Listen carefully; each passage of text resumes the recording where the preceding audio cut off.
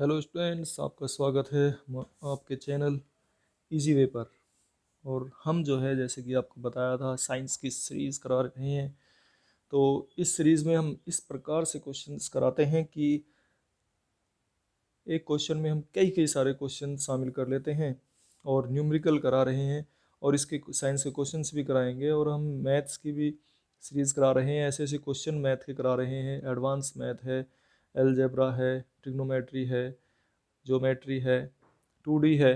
तो ऐसे हम सारी सीरीज़ करा रहे हैं। ऐसे हम इसके साइंस के न्यूमेरिकल्स आप देखिए ध्यान से और इस प्रकार से समझाते हैं क्वेश्चंस को कि आप इनको कभी भूल नहीं सकते। तो स्टूडेंट्स देखिए हमारे सामने जैसा कि है, ये पहला क्वेश्चन दिया हुआ है आपके सामने स्क्रीन पर।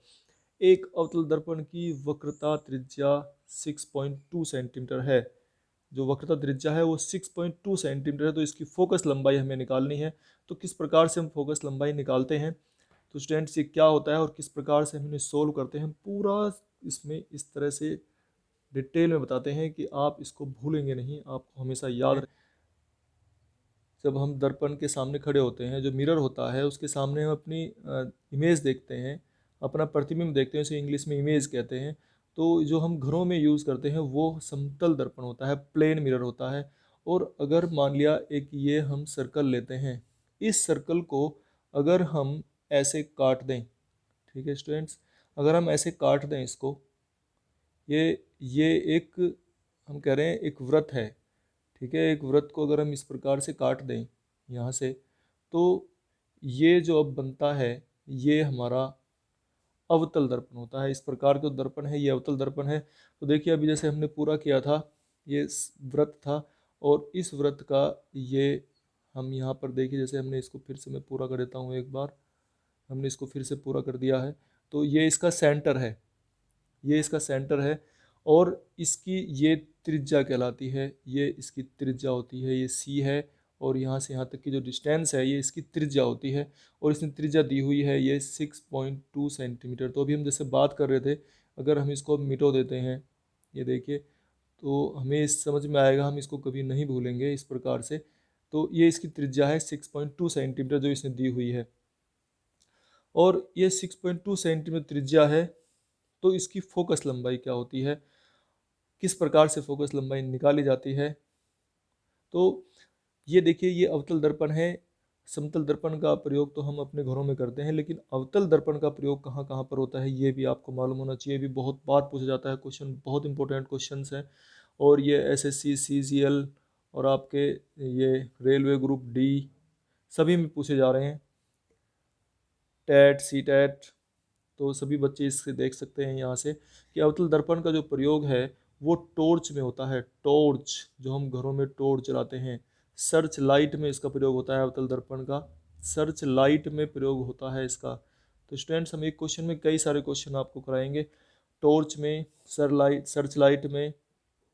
और जो हमारा गाड़ियों की जो हेडलाइट होती है, गाड़ियों की जो हेडलाइट होती है उसमें भी इसका प्रयोग होता है। अवतल दर्पण का गाड़ियों की हेडलाइट में प्रयोग होता है, क्योंकि ये जब इस पर कोई भी लाइट डलती है तो ये उस लाइट को इकट्ठा कर देता है सारी लाइट को। तो हेडलाइट में इसका प्रयोग होता है।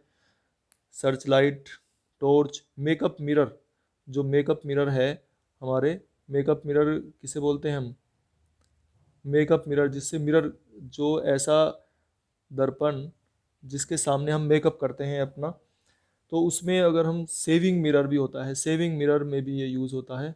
सेविंग मिरर में भी, क्योंकि हमारा एक एक बाल अगर कोई रह गया है ना, उसको ये पूरा दिखा देता है। और से मेकअप मिरर भी और सेविंग मिरर, मेकअप मिरर में भी अगर हम उसके सामने खड़े होते हैं तो चेहरे पर अगर कोई दाग धब्बा है, का प्रयोग इन इन जगहों पर होता है। तो देखो हमने एक क्वेश्चन में कितने सारे क्वेश्चन कराए हैं। ये बहुत इंपॉर्टेंट क्वेश्चन है, बहुत ज़्यादा आते हैं। अच्छा, अब हमने ये बताया आपको अवतल दर्पण में, अवतल दर्पण का देखो ये किस तरह का, अब मैं ये भी बताता हूँ आपको। जो हमारे घरों में स्पून होती है, चम्मच, चम्मच जो होती है वो एक अवतल दर्पण का उदाहरण है, चम्मच। और कटोरा, कटोरी, ये जो हैं सभी हमारे अवतल दर्पण के एग्जाम्पल्स हैं। स्टूडेंट्स, कोई नहीं बता सकता ये बात आपको, सब ऐसे ही पढ़ा देते हैं। तो आप ध्यान से समझिए इनको, आपको बिल्कुल दिमाग में ये चीज़ें भर जाएंगी।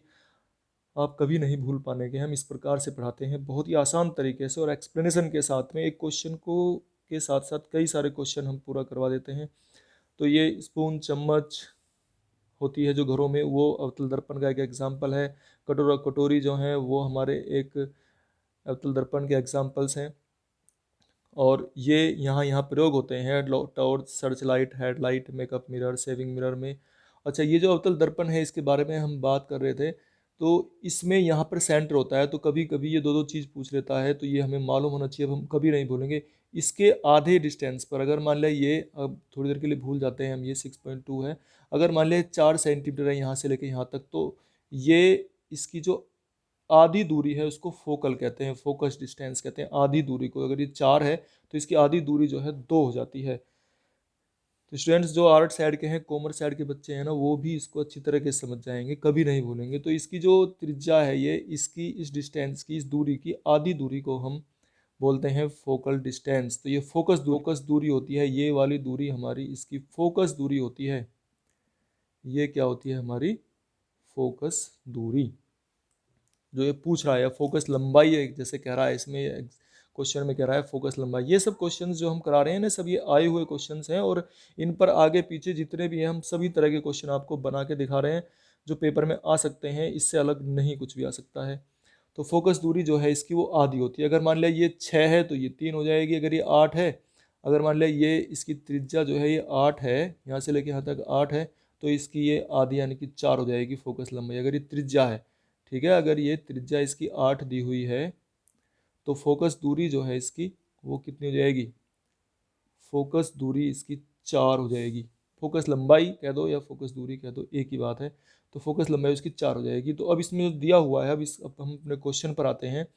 स्टूडेंट जो इसने दिया हुआ है, ये इसमें कहता है कि इसकी जो फोकस दूरी निकालनी है हमें, और इसने त्रिज्या दी हुई है। तो त्रिज्या कितनी दी हुई है, तो इस प्रकार से हमने देखा कि जो फोकस दूरी अगर हमें निकालनी हो या फोकस लंबाई अगर हमें निकालनी हो तो कैसे निकालते हैं, क्या तरीका बताया हमने फोकस लंबाई निकालने के लिए, कि जो वक्रता त्रिज्या दी हुई हो, वक्रता त्रिज्या यहाँ पर 6.2 है, उसका हम हाफ कर देते हैं, वक्रता त्रिज्या का हम आधा कर देते हैं।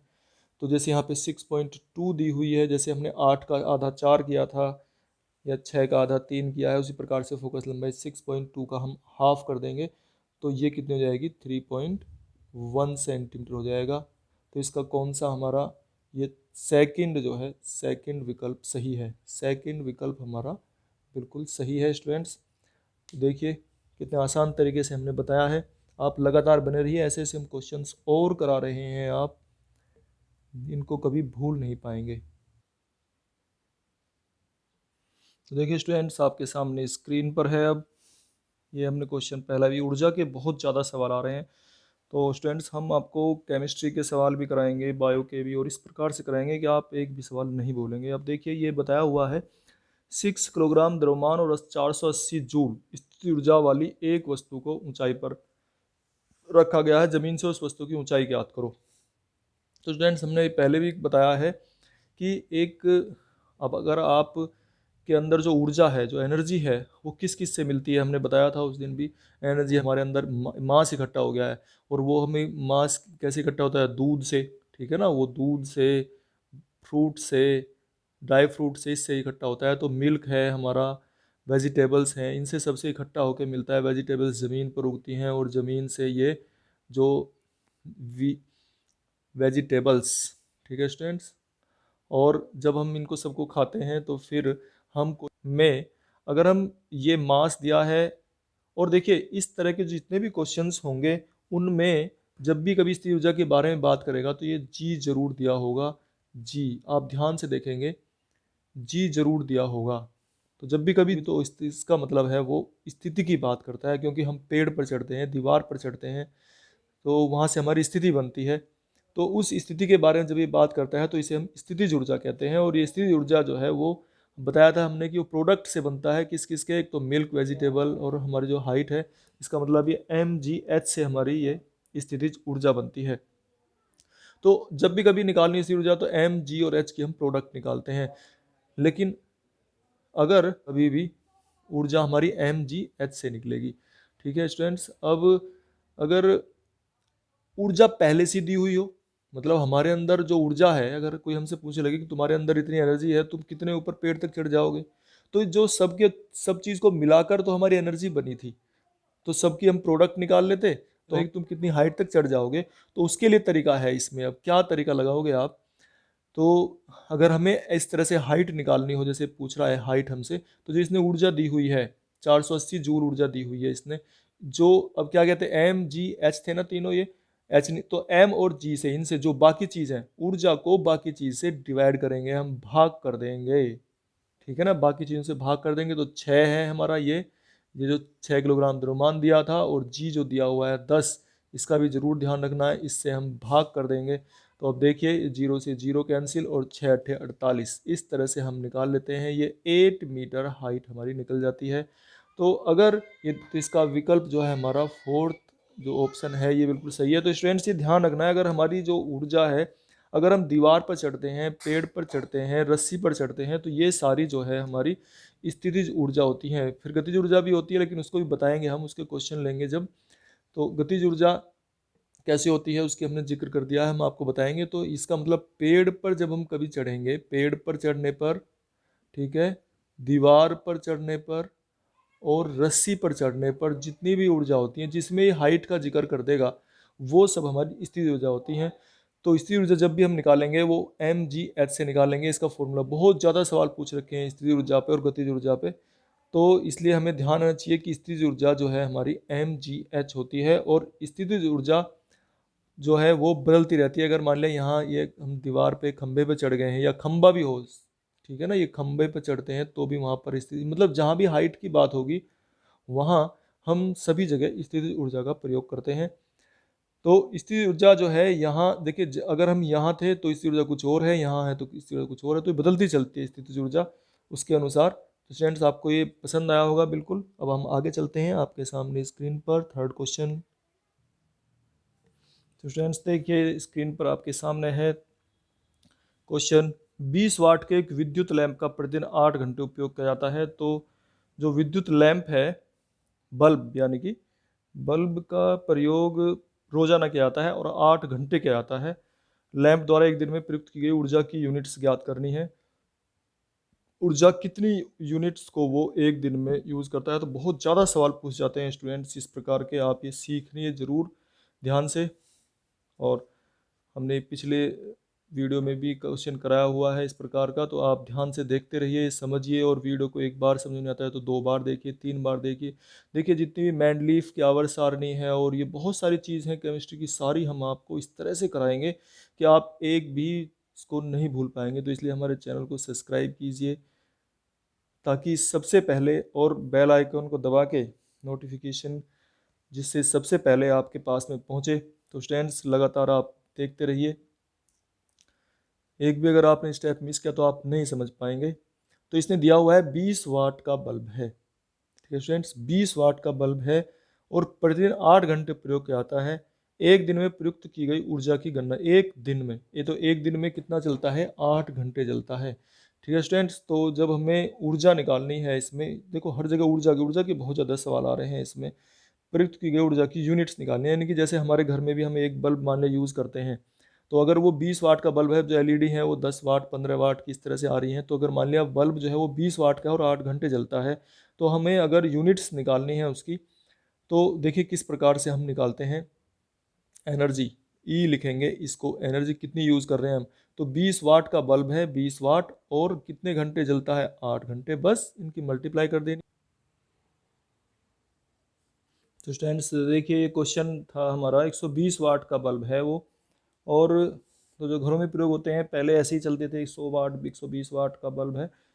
तो इस तरीके से देखिए, उसकी जगह आप, ये इसने बल्ब बताया है, ये प्रेस भी कह सकता है, ये जो टीवी है हमारा वो भी 120 वाट पे चलता है, और भी जो हमारा फ्रीज़ है वो ऐसे लगता चलता है लगभग 100 वाट पर, और जो हमारा पंखा है वो भी, तो ये लैंप की जगह जो है ना, पंखा और प्रेस ये इस तरह से बदल सकता है, और उनकी जगह पे वाट बदल देगा इस प्रकार से ये। और ये 8 घंटे चल रहे हैं, तो 8 घंटे अगर प्रयोग करते हैं हम कोई चीज़, अगर हम 8 घंटे प्रयोग कर रहे हैं, तो इसमें हम जितने घंटे प्रयोग कर रहे हैं और जितना वाट है उसकी मल्टीप्लाई कर देंगे, और इसकी जो मल्टीप्लाई करते हैं, ये हमारा देखिए ये वाट था और वो घंटे हैं, तो वाट और घंटे का यूज़ कर रहे हैं। लेकिन जब इसकी मल्टीप्लाई करके आएगा ये तो देखिए 8 टू 16, 960 वाट आया है, 960 वाट घंटे इतना यूज़ किया। लेकिन इसको हम हमेशा किलो वाट घंटे में, जब भी कभी यूनिट हमारे से पूछता है तो उसको हम 1000 से भाग करेंगे ज़रूर,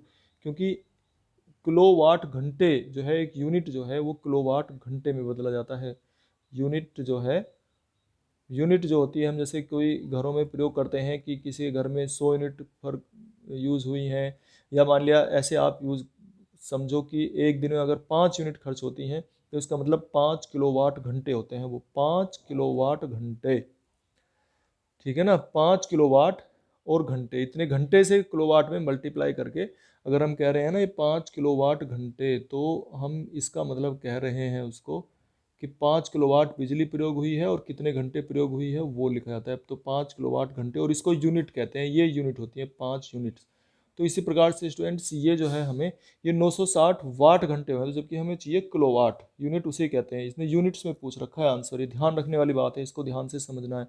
तो अगर यूनिट्स में पूछता है तो हम उसको 1000 से डिवाइड कर देंगे ज़रूर, जब भी वो यूनिट में चेंज होता है। अगर उसको यूनिट पूछता है ना तो हम उसको चेंज कर देंगे। जैसे हम, अगर कोई हमसे कहता है कि दुकान पे से 2000 ग्राम चीनी लेके आओ आप, तो 2000 ग्राम को अगर हम 1000 से भाग कर दें तो वो कितने में चेंज आएगी, 2 किलो। तो 2 किलो ही तो लेके आते हैं हम इस तरह से, तो वो कितने के बराबर है। तो ये जो वाट घंटे हैं, ये इसको हम किलो वाट घंटे में, यूनिट में चेंज कर लेना है हमें। तो जब यूनिट में चेंज करते हैं तो 1000 से डिवाइड करेंगे। अगर वाट घंटे आए हुए हैं तो उसको हम डिवाइड करके निकाल लेंगे, तो 0 से 0, और यहाँ जब 100 से डिवाइड करेंगे तो पॉइंट इधर जाएगा, तो इस तरह से 0.96 यूनिट्स आ जाएंगी ये, ठीक है स्टूडेंट्स। तो ये हमें ध्यान से देखना है कि यूनिट्स जो हमें निकाली हैं, ये हमें फर्स्ट पार्ट, इसका फर्स्ट ऑप्शन बिल्कुल करेक्ट है। तो इस प्रकार से देखिए ये हमें समझना है कि यूनिट्स, ठीक है ना। अगर ये सिर्फ सीधी एनर्जी पूछ लेता तो हम इसको लिख देते, ये आ गई थी हमारी एनर्जी, लेकिन हमें जो है किलोवाट घंटे में यूज़ करना है, बस यही मेन बात है इसमें, कि इसलिए इसे हम 1000 से डिवाइड करते हैं। ये मैंने एग्जाम्पल ही बताया है आपको। अब हम दूसरा क्वेश्चन लाते हैं आपके सामने। देखिए स्टूडेंट्स, आपके सामने स्क्रीन पर है ये क्वेश्चन।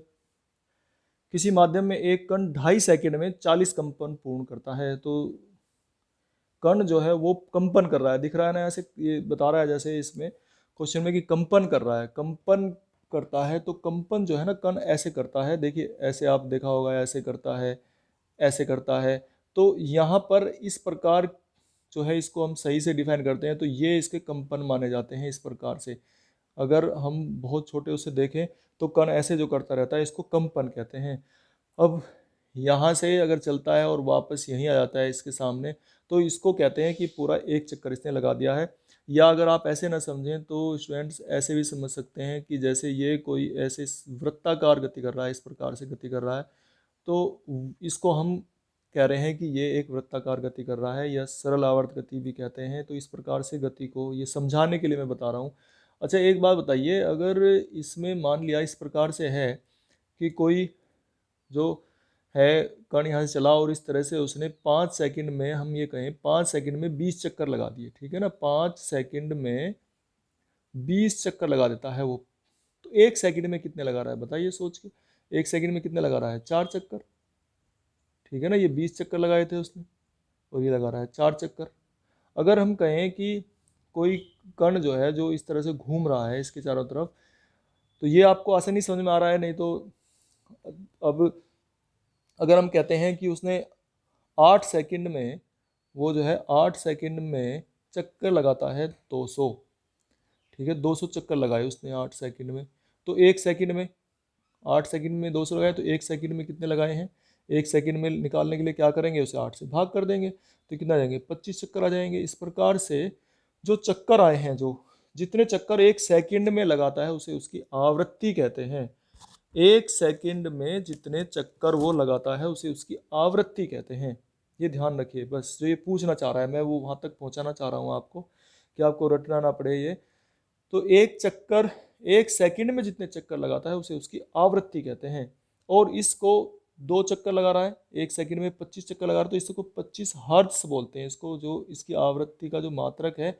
जिस प्रकार से हम किसी का वजन है वो किलोग्राम में नापते हैं, ठीक है ना, और बिजली को जैसे बताया यूनिट्स में नापते हैं, तो उसी प्रकार से इसको हर्ट्ज, चक्कर को हर्ट्ज कहते हैं। तो 25 हर्ट्ज हो जाते हैं उसके। तो जितने चक्कर वो लगाता है और जितनी सेकंड है उससे भाग कर देते हैं। देखिए जैसे आपने यहाँ निकाला तो आपने 20 को भाग कर दिया 5 से, तो इस प्रकार से 4 हर्ट्ज इसकी आवृत्ति आ जाती है।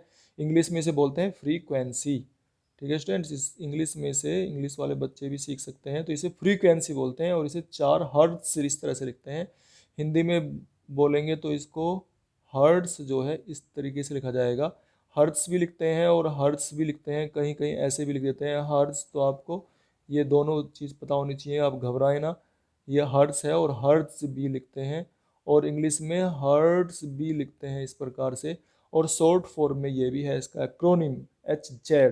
तो 4 हर्ट्ज जो है इसकी आवृत्ति है। अगर हम इसकी बात करें दूसरे की, तो इसकी आवृत्ति कितनी है? अगर हम इसको भाग करते हैं तो 200 चक्कर ये लगा रहा था, 200 चक्कर को हम 25 से भाग कर देंगे तो कितना जाएगी इसकी आवृत्ति? 8 हर्ट्ज आ जाएगी। तो इसी प्रकार से ये आपका क्वेश्चन है, मैं आपको बता देता हूँ। ये अब हम इस क्वेश्चन पे आ रहे हैं कि 40 कंपन, ठीक है ना, 40 कंपन इस तरह से, ये मैंने समझाने के लिए बताया। वैसे कंपन ये इस तरीके से लेने हैं हमें। तो ये इस तरह से 40 कंपन कर देता है 2.5 सेकंड में। तो 1 सेकंड में अगर हमें निकालने हैं तो 40 को हम 2.5 से भाग कर देंगे। ठीक है स्टूडेंट्स, ये दिख रहा होगा आपको, यहाँ नहीं दिख रहा है तो मैं आपको ये इधर कर देता हूँ। 40 को हम डिवाइड कर देंगे 2.5 से। तो आप 2.5 से डिवाइड करिए इसको। कैसे करेंगे? यहाँ से पॉइंट हटा के एक जीरो बढ़ा लेते हैं, और 25 से कम 25, ठीक है, और 15 बच गए, और 25 छिक्का 150। तो इस तरह से इसकी जो आवृत्ति है वो 16 हर्ट्ज आती है। तो ये आपका पहला क्वेश्चन हो गया है। तो स्टूडेंट्स, इसी प्रकार से हम क्वेश्चन आपको और भी कराते रहेंगे। अगर आप चाहें कि आपके पास वीडियो सबसे पहले पहुँचे तो आप हमारे चैनल को सब्सक्राइब कीजिए, लाइक कीजिए और अपने दोस्तों में शेयर कीजिए, ताकि आपका और आपके दोस्त का सभी का नंबर एग्ज़ाम्स में आ जाए। इस तरह क्वेश्चन सभी एग्ज़ाम्स में आते हैं। हमने मैथ्स की भी ऐसे क्वेश्चन हैं जिसमें देखो ये हर उसमें आ रहे हैं, हम उस क्वेश्चन को कराएंगे, वो कहीं नहीं है, किसी के पास नहीं है, ना कोई कराता है। उसमें अल्फ़ा बीटा का यूज़ करके वो इक्वेशन पूछ रखी है, ठीक है ना, इक्वेशन कैसे बनती है, हम वो भी कराएंगे। आप लगातार अगर चैनल सब्सक्राइब करेंगे तो आपके पास वो पहुँचेंगे वीडियो, वरना आप रह जाएंगे, आपको ये मिल भी नहीं पाने के हैं। धन्यवाद।